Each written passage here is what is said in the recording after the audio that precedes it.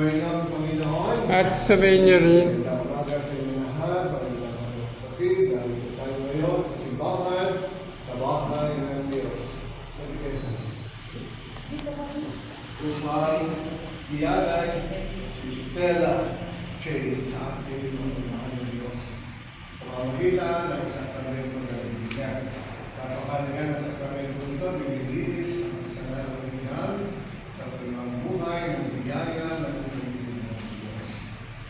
Kaya bilang magulang, kayo ang inaasahan ng Diyos sa unang pagkakamahan, pagmamalasakit at tututo sa Kanya, magkaroon ng gandang pinapinasan sa mga pagsulit niya.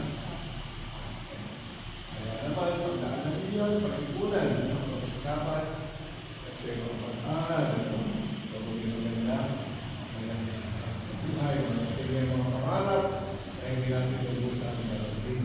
Kaya sa harapan ng Diyos at ang sambayanan, pinapakakot mo ninyo. Patutunan ninyo ang napakalagang pagpunin mo. Salamat po. Akala sa magulang kayo maninong at hindi natin. Wala po kami.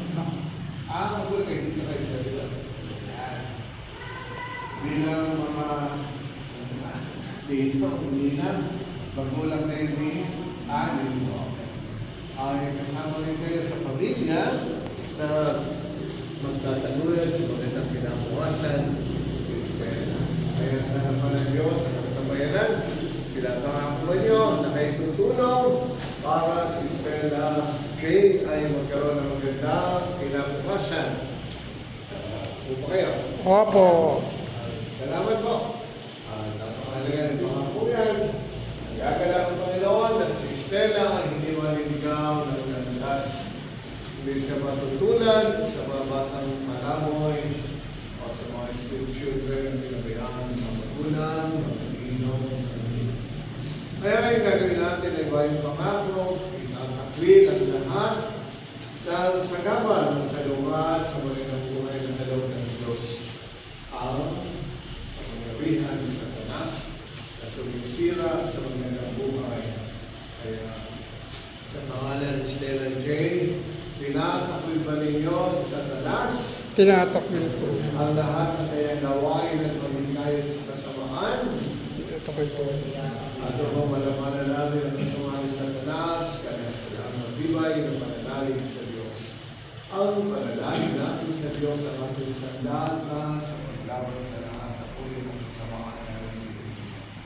Ang inyong tutugon para kay 7J. Opo, sumasampalataya kami. Sumasampalataya po kami. Magulang, mga ninong, mga ninang.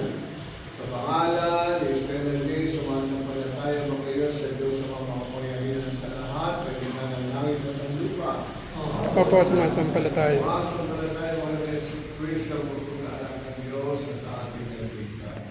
Sumasampalataya po. Sumasampalataya kay si Espiritu Santo sa Santa Iglesia Katolika, sa kasamahan ng mga banal, sa pagkakawalan ng mga kasalanan, at pabuhay na magaling ang matay na tao sa buhay na walang hanggan. Kaya ang ating sinasampalatayanan sa matibay na panalangin sa Diyos, bibigyan ka na natin si Stella J.